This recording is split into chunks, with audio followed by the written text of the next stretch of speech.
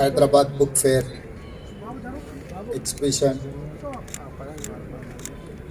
యాకూబ్ గారు సభాధ్యక్షత వహించి ఈ కార్యక్రమాన్ని ప్రారంభించడానికి నాతో పాటు ముఖ్య అతిథులుగా సుప్రీంకోర్టు జస్టిస్ సుదర్శన్ రెడ్డి గారిని, శాసన మండలి సభ్యులు, తెలంగాణ ఐక్య కార్యాచరణ అధ్యక్షులు, శాసన మండలి సభ్యులు ప్రొఫెసర్ కోదండరామ్ గారిని, అదేవిధంగా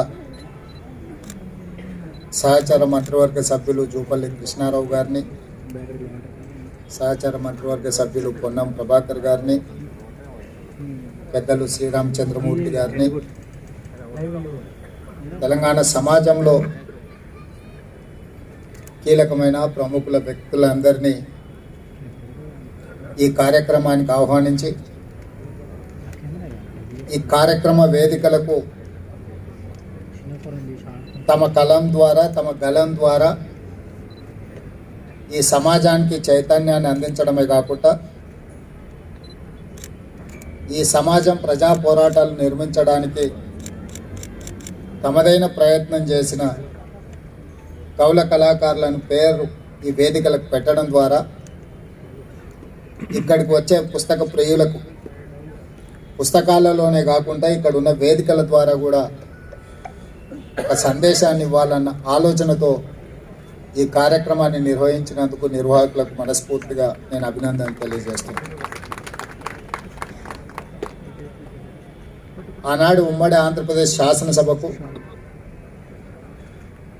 తెలంగాణ బిల్లును కేంద్ర ప్రభుత్వం పంపించి చర్చ పెట్టినప్పుడు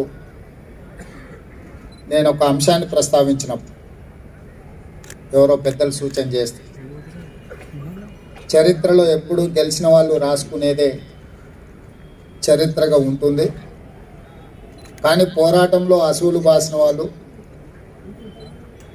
పోరాటంలో అమరులైన వాళ్ళ గురించి చరిత్రలో కొంత నిర్లక్ష్యము, కొంత సమాచార లోపం ఉంటుంది. అది సాయుధ రైతాంగం పోరాటమైన, తొలి తెలంగాణ ఉద్యమమైన, మలి తెలంగాణ ఉద్యమమైన, ఉద్యమంలో సమిధలైన అమరులైన వాళ్ళ చరిత్ర కంటే రాజకీయ ప్రయోజనం పొందిన వాళ్ళ గురించే ఎక్కువ చర్చ జరుగుతున్నది. ఒకవేళ చరిత్రకారులు వాస్తవాలను చరిత్రలో లెక్కించకపోతే వాళ్ళకు అన్యాయం జరుగుతుంది, సమాజానికి అసంపూర్తి సమాచారం చేరుతుంది. కాబట్టే తెలంగాణ కవులు కళాకారులు తమ కళలకు పదును పెట్టాలి, తమ గళాలను ఇప్పవలసిన అవసరం ఉన్నది. ఎక్కడైతే పరపీడాయనం ఉంటుందో, ఎక్కడైతే దోపిడీ ఉంటుందో, ఎక్కడైతే ఆధిపత్యం ఉంటుందో ఆ ప్రతి ప్రాంతాన్ని తెలంగాణ అనవచ్చు మనము. ఎందుకంటే తెలంగాణలో జరుగుతున్నది కూడా ఆధిపత్యమే, దోపిడీనే. అలాంటి ఏ ప్రాంతాన్నైనా తెలంగాణ అని పిలవచ్చు అని చెప్పి ఆ రోజు ప్రస్తావించాం. ఇవన్నీ మేము సొంతంగా మా జ్ఞానంతో మాట్లాడిన మాటలు కాదు, మేము చదివిన పుస్తకాల నుంచి, మమ్మల్ని చైతన్యం చేసిన గానం నుంచి వీటన్నిటినీ క్రోడీకరించి సభలో మాట్లాడడం జరిగింది. ఈరోజు సమాజం అధునాతన యుగం వైపు సాంకేతిక పరిజ్ఞానం పెరగడంతో డిజిటల్ యుగం కావచ్చు, సోషల్ మీడియా కావచ్చు, రకరకాల మాధ్యమాలు వచ్చి పుస్తకాలు, వాటికి ఉన్న ప్రాధాన్యత, చరిత్ర, ఈ చరిత్రను చదివితేనే భవిష్యత్తుకు పునాదులు వేసుకోవచ్చు అన్న ఆలోచన క్రమంగా తగ్గుతున్న పరిస్థితులు కనిపిస్తున్నాయి. అట్లాంటి కీలకమైన సందర్భంలో హైదరాబాద్ బుక్ ఫేర్ వీళ్ళు అశోక్ నగర్లో సిటీ సెంట్రల్ లైబ్రరీలో 1985లో చిన్నగా మొదలుపెట్టిన ఈ కార్యక్రమం ఈరోజు రాష్ట్ర స్థాయిలో వాళ్ళు ఈ కార్యక్రమం తీసుకోవడం, ఇలాంటి కార్యక్రమాలలో ప్రొఫెసర్ రమా మెల్కోటే గారు లాంటి మేధావులు అందరూ కూడా పాల్గొని వచ్చే తరానికి ఒక స్ఫూర్తినివ్వాలి. మనం చరిత్ర చదువుకుంటేనే భవిష్యత్తుకు సరైన మార్గాన్ని దిశను నిర్ధారించుకోగలము అన్న సందేశాన్ని వారి ద్వారా ఈ వేదిక ద్వారా చేరవేయవలసిన బాధ్యత మన అందరి మీద ఉన్నది. ఖచ్చితంగా తెలంగాణ రాష్ట్ర ప్రభుత్వం ఇలాంటి ప్రజలకు చేరువ కావాల్సిన కార్యక్రమాలను తప్పకుండా ప్రోత్సహిస్తుంది. ఈ కార్యక్రమంలో నా మంత్రివర్గ సహచరులే కాదు, నేను కూడా తప్పకుండా పాల్గొనడం ద్వారా ఈ సమాజం పట్ల మాకున్న సామాజిక బాధ్యతను మేము నెరవేర్చినట్టు అవుతుంది. ఎందుకంటే చాలా సందర్భాలలో 90% యాంత్రికంగా రాజకీయ అవసరాలకు అనుగుణంగా కొన్ని కార్యక్రమాలు జరుగుతుంటాయి. ఇలాంటి కార్యక్రమాలు సామాజిక స్పృహతోటి, సామాజిక చైతన్యంతో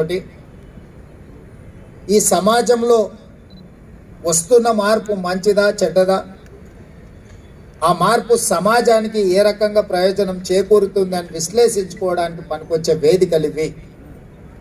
ఇక్కడ చాలా పుస్తకాలు ఇక్కడికి వచ్చే వరకు చాలామందికి ఇక్కడ ఉన్న ఎంత విజ్ఞానము ఎంత సమాచారం ఇక్కడ ఉందో చాలామందికి కొత్త తరానికి తెలియదు. ఈ కొత్త తరం వాళ్ళకి తెలిసిందల్లా గూగుల్ ఒకటే, అందులో గూగుల్ చేస్తే ఆ వచ్చే సమాచారమే నిజమని అనుకుంటున్నారు.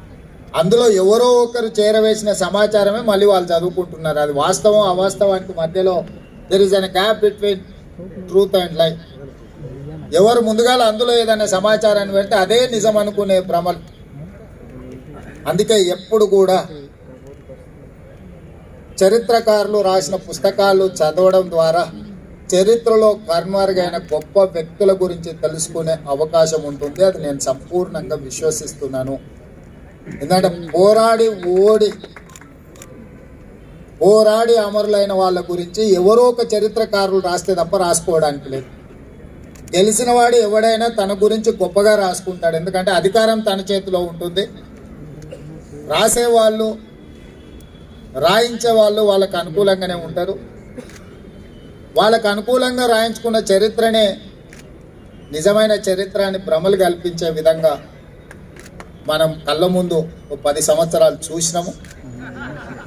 అందుకే గత 10 సంవత్సరాలు మన ముందర కనిపించిన చరిత్రలో ఉన్న వాస్తవాలు అవాస్తవాలను గుర్తించి ఈ వేదిక మీద ఇక్కడికి వచ్చిన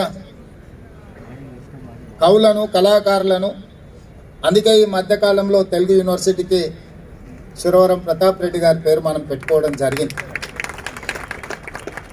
ఎందుకంటే వారి కలం ద్వారా ఆనాడు నిజాం ప్రభులకే వ్యతిరేకంగా ఒక పోరాటాన్ని మలిసింది.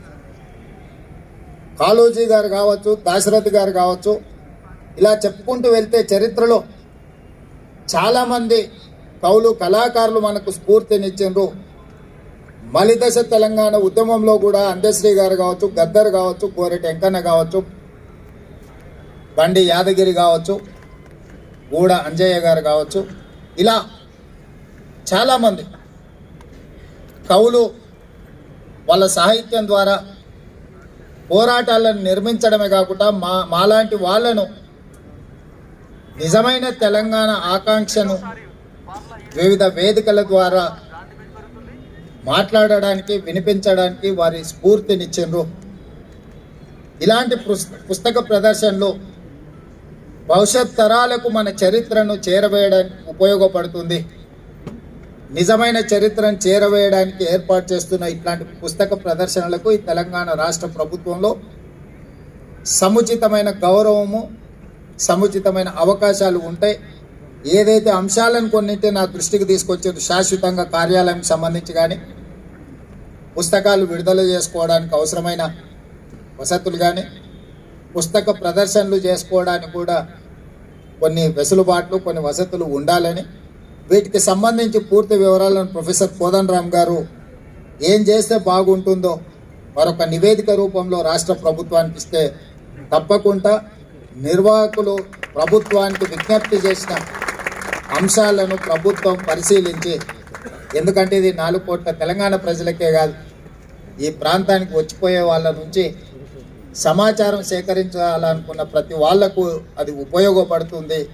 తప్పకుండా సామాజిక బాధ్యతను తెలంగాణ రాష్ట్ర ప్రభుత్వం నెరవేరుస్తుందని తెలియజేస్తూ మీ అందరి దగ్గర సెలవు తీసుకుంటున్నా. ధన్యవాదాలు మిత్రులారా.